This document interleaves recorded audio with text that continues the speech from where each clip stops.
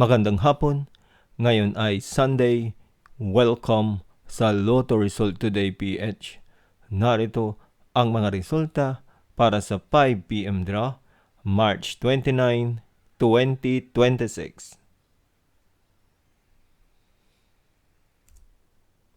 Para sa resulta ng 2D Lotto, 29 at 23.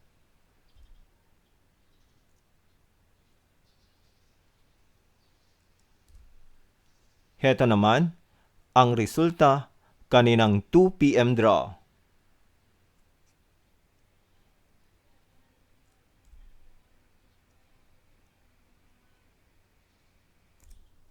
Para sa resulta ng 3D Lotto, 3, 6, at 7.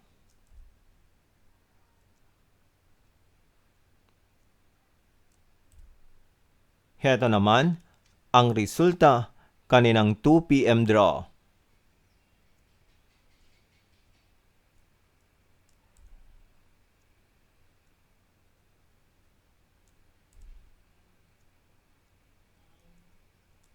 At yan ang mga resultang ngayong 5 p.m. draw.